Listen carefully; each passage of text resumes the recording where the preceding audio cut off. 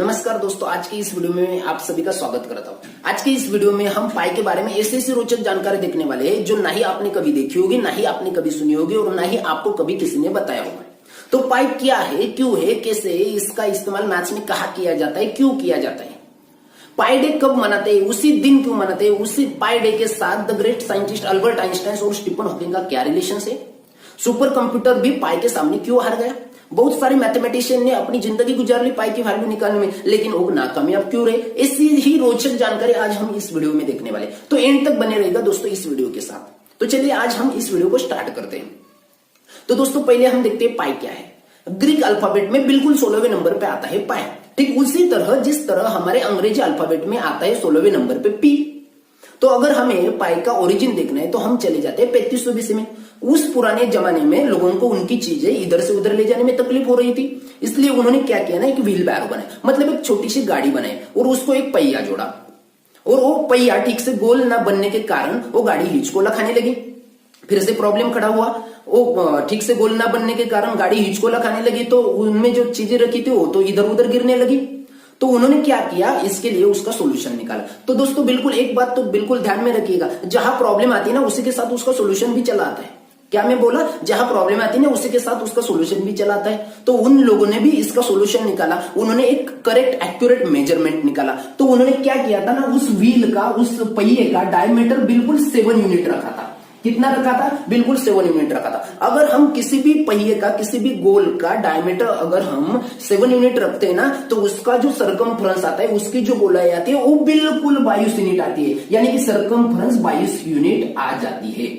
तो दोस्तों इसी कारण इसी रेशो को, मतलब 22/7, इसी रेशो को दिखाने के लिए शायद पाई का इस्तेमाल किया होगा। मतलब 22 क्या है, सरकमफ्रेंस ऑफ सर्कल है, और डिवाइड वाला ये जो 7 है वो 7 क्या है, डायमीटर ऑफ सर्कल है, यानी कि C/D, इसी वैल्यू को दिखाने के लिए शायद पाई का इस्तेमाल किया होगा।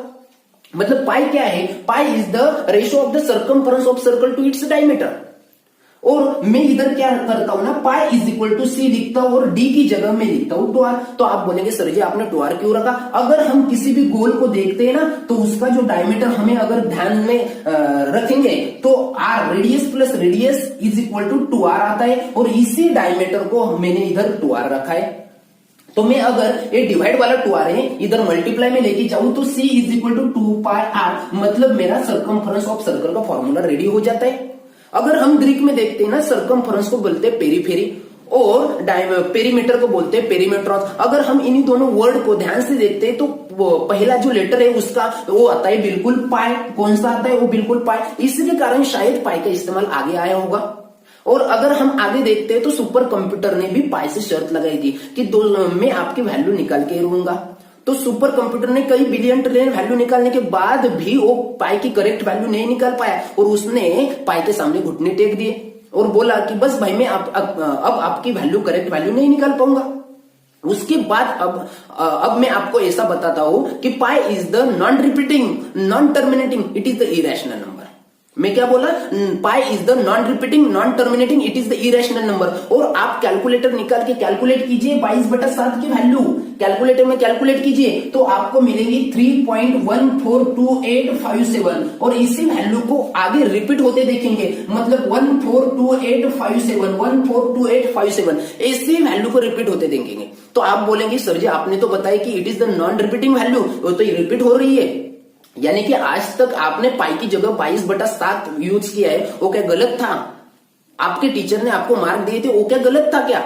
इसी जानकारी को जानने के लिए हमें चले जाना चाहिए पाई के साथ। मतलब पाई की वैल्यू अगर हम देखते हैं तो वो आती है 3.14159, और आगे चली जाती है। आगे डिफरेंट डिजिट्स आते ही रहते, वो खत्म ही नहीं होते, यानी कि इधर रिपीट नहीं होते, इधर डिजिट्स उसके रिपीट नहीं हो रही है।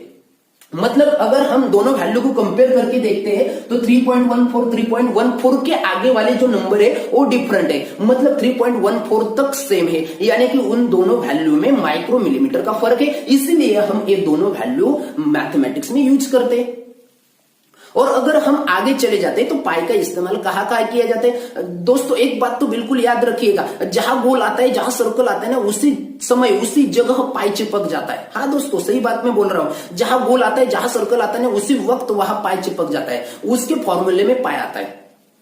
तो हम अगर सर्कल के फॉर्मूले में देखते तो पाई आता है, सिलेंडर के फॉर्मूले में देखते तो पाई आता है, कोन के फॉर्मूले में देखते तो पाई आता है, स्फीयर के फॉर्मूले में देखते तो पाई आता है, अगर हम हेमिस्फीयर के फॉर्मूले में देखते तो पाई आता है। इसी सभी जगह हम पाई का इस्तेमाल करते हैं। तो 1706 में भी वेल्श मैथमेटिशियन विलियम जोन ने पाई का इस्तेमाल किया था। तो हमारे ग्रेट साइंटिस्ट थे आर्किमिडीज, उन्होंने भी पाई का इस्तेमाल आर्किमिडीज कांस्टेंट बोल के किया था। और अगर हम आगे चले जाते तो पाई डे के बारे में जानकारी पाने के लिए अगर हम देखते तो अपना जन्मदिन हम साल में एक दिन में मनाते हैं ना, उसी तरह हम पाई डे भी साल में एक बार मनाते हैं। तो आप बोलेंगे किस दिन मनाते थे? वो है 14 मार्च। हम किस दिन पाई डे मनाते हैं? 14 मार्च को पाई डे मनाते हैं। तो आप बोलेंगे 14 मार्च को ही क्यों, उस दिन क्या हुआ था? तो दोस्तों ये जानकारी पाने के लिए हमें चले जाना है पाई के वैल्यू के साथ। अगर हम पाई की वैल्यू ठीक से देखते हैं ना, तो पाई की वैल्यू है 3.14, यानी कि तीसरा महीना 14 तारीख है ना। गजब की जानकारी दोस्तों, तीसरा महीना 14 तारीख यानी कि 14 मार्च। अगर मैं डीप में चला जाऊं तो आपको ऐसा भी बताता हूं को 14 मार्च को हम पाई डे तो मनाते हैं, लेकिन एक स्पेसिफिक वक्त में मनाते हैं, स्पेसिफिक टाइम पे मनाते हैं। तो आप बोलेंगे ये टाइम का क्या लोचा है भाई जी? तो हाँ जी, टाइम का लोचा है। मतलब हम 1:59 पे पाई डे मनाते हैं। तो आप बोलेंगे 1:59 में क्यों? तो आपको ये जानकारी पाने के लिए फिर से चले जाना है पाई की वैल्यू के साथ, यानी कि तीसरा महीना 14 तारीख 1:59 है ना दोस्तों। गजब वाली बात। तो 14 मार्च को हम 1:59 में पाई डे मनाते हैं। तो उस पाई डे के साथ the great scientist Albert Einstein और स्टीफन हॉकिंग का क्या रिलेशन है? तो दोस्तों उसी दिन यानी कि 14 मार्च को ही the great scientist Albert Einstein का जन्मदिन भी है, और हमारे जो ग्रेट साइंटिस्ट स्टीफन हॉकिंग है उनका देहांत भी उसी समय हुआ था, उसी दिन हुआ था। इसी के कारण हम उसको कोइंसिडेंस भी बोल सकते।